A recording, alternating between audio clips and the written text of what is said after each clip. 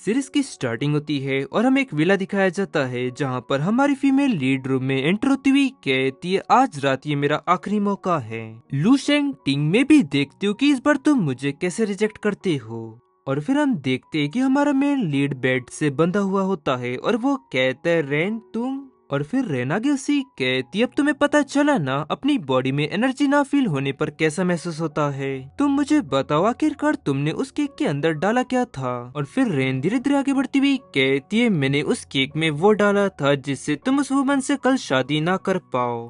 और उसकी बात सुनते ही वो चिल्लाते हुए उसे कहता है, लूरेन मैं तुम्हारा एडॉप्टेड फादर हूँ और इसके अलावा मुझे पूरी आजादी है, मैं जिससे शादी करना चाहूँ उससे शादी करूँ। फिर रेन उसके प्राइवेट पार्ट को छूती हुई कहती है, लू चेंग टिंग 6 साल हो चुके हैं और इन 6 सालों में मैंने कभी भी तुम्हें अपना स्टेप फादर नहीं समझा। फिर लू चेंग टिंग चिल्लाती हुई कहता है, तुम यहाँ से चली जाओ। तब फिर वो रोती हुई कहती है, तुम उस वुमन को खुद को छूने की परमिशन देते हो पर मुझे नहीं। और फिर लू चेंग टिंग उसका हाथ पकड़ते हुए कहता है, मेरा तुम्हारे डैड के साथ जो रिलेशनशिप था उसके खातिर मैंने तुम्हें गोद लिया था, लेकिन इसका ये मतलब बिल्कुल नहीं है जो तुम चाहो वो तुम मेरे साथ कर सकती हो। और मैं शेन क्विंग से शादी करना चाहता हूँ या फिर नहीं ये मेरा पर्सनल मामला है, इससे तुम्हारा कोई लेना देना नहीं है। और इसकी ये बातें सुन रेन उदास होती हुई कहती है, मेरा कोई घर नहीं है और मेरे मॉम डैड भी नहीं है, मेरे पास कुछ नहीं है सिवाय तुम्हारे, और तुम्हें भी मुझसे छीना जा रहा है, ऐसा क्यों। फिर चालाकी से वो टाई उठा लेती है और उसके हाथ पैर बांधती हुई कहती है, लू चेंग टिंग ये वो गिफ्ट है जो मैंने तुम्हें तुम्हारे 30वें जन्मदिन पे दिया था और इन कुछ सालों में तुम्हारी ट्रेड मार्केटिंग बहुत ही ज्यादा लाजवाब रही है और इसके चलते हर कोई तुम्हारी पावरफुल स्ट्रेटेजी से डरता है। और मुझे पूरा यकीन है कि तुमने ऐसा कभी नहीं सोचा होगा कि एक दिन आएगा जब तुम जाल में फंस जाओगे। और फिर लू चेंग टिंग उससे कहते, रेन ये तुमको मेरी आखिरी चेतावनी है, अगर तुमने ऐसा किया तो फिर मैं भी पीछे नहीं हट पाऊंगा। फिर 2 मिनट बाद वो चिल्लाती हुई कहती, उसने मुझे ये क्यों नहीं बताया कि ये सब चीजें इतनी ज्यादा पेनफुल होती है। और प्लीज लू चेंग टिंग तुम मुझे गले लगाओ बिल्कुल पहले की तरह, और प्लीज मैं तुमसे रिक्वेस्ट करती हूँ तुम इसे आखिरी बार समझो। और उन दोनों की वो रात बहुत ही ज्यादा लंबी भी थी। और फिर सीन शिफ्ट तरह में नेक्स्ट डे की मॉर्निंग दिखाई जाती है जहाँ पर रेन सोकर उठ जाती है और तभी चौंकती हुई मन में कहती है, कल रात को क्या हुआ। और फिर वो उन बातों को याद करने लगती है और ब्लश कर चिल्लाती हुई कहती है, अरे नहीं ये मैंने क्या किया। और फिर तभी बटलर गेट पर नॉक करती हुई कहता है, मैम मास्टर लू चेंग टिंग ने मुझे आपके लिए साफ कपड़े लाने के लिए कहा था, ये लीजिए। तो फिर रेन उससे कहती है, वो इस वक्त कहाँ है, क्या वो नीचे नाश्ते के लिए मेरा इंतजार कर रहे हैं। फिर बटलर कहता है, मिस क्या आप भूल गई मिस्टर लू चेंग टिंग की आज शेंग क्विंग के साथ सगाई है और उन्होंने मुझे आपसे ये कहने के लिए कहा कि अमेरिका में स्कूल में सारी तैयारी हो चुकी है और नीचे कार आपकी तैयार खड़ी है।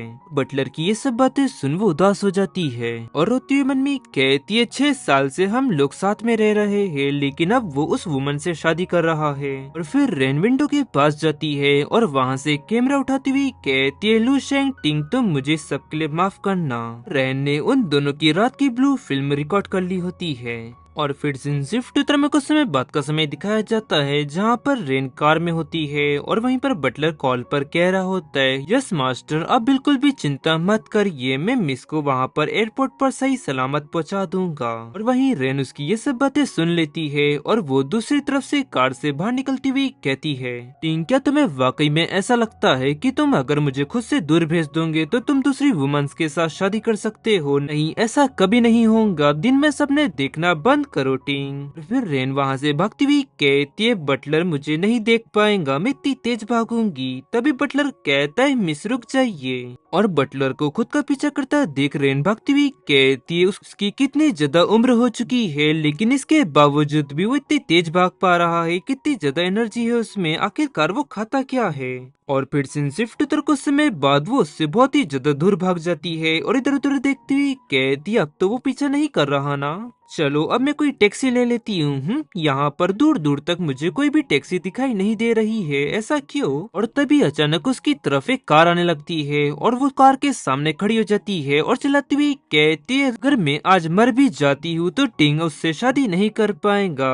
चिल्लाती हुई कहती है कार को रोको, और वहीं वो कार क्लोज आकर रुक जाती है और वो घबराती हुई नीचे गिरती हुई कहती है अरे नहीं मेरा पैर। फिर वो खड़ी होकर कार में जाकर बैठ जाती है और ड्राइवर से कहती है प्लीज प्लीज जल्दी करिए, मुझे शंघाई होटल तक छोड़ दीजिए प्लीज। और तभी कार में बैठा एक व्यक्ति उससे कहता है तुम कार से बाहर निकल जाओ, तुम जैसी गंदी लड़की यहाँ कैसे आई। तब फिर रेनू से कहती आप देख पा रहे हैं ना यहाँ कहीं भी कोई भी टैक्सी नहीं है, तो क्या आप प्लीज मुझे वहाँ तक छोड़ सकते हैं प्लीज, और इसके बदले में आपको लगे तो पे भी करूंगी। और दिखने में तो आप काफी ज्यादा दयालु दिखते हैं, आप इतने ज्यादा कंजूस नहीं होंगे जो आप मुझसे पैसे लोगे, क्यों है ना। और फिर वो व्यक्ति अपने ड्राइवर से कहता है तुम जल्दी करो, इस लड़की को कार से बाहर निकालो, ये मेरी कार गंदी कर रही है। तो वो कहता है यस सर। वहीं उसकी ये बातें सुन रेन गुस्से से कहती है तुम, और फिर वो उसका हाथ पकड़ गिड़गिड़ाती हुई कहती है प्लीज मेरी हेल्प कीजिए, मेरे पीछे बहुत ही ज्यादा गुंडे पड़े हुए हैं जिनके हाथों में चाकू है और वो मेरे को मारना चाहते हैं। और खुद का इस तरह हाथ पकड़ता देख वो चौंक जाता है और गुस्से से उससे कहता है तुम गंदी लड़की। ड्राइवर कहता है लड़की जल्दी करो, हमारे यंग मास्टर का हाथ छोड़ो, वो कोई भी गंदगी बर्दाश्त नहीं करते।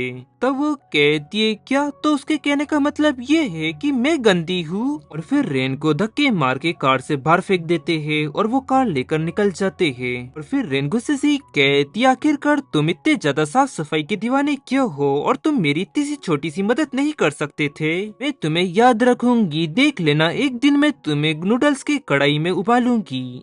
और गाइस इसी के साथ ये एपिसोड यहाँ एंड होता है। आपको ये सीरीज कैसी लगी कमेंट सेक्शन में जरूर बताना कि आपको इसका नेक्स्ट पार्ट चाहिए या फिर नहीं। तो चलिए मिलते हैं आपको जल्दी नेक्स्ट एपिसोड में, तब तक के लिए सायोनारा।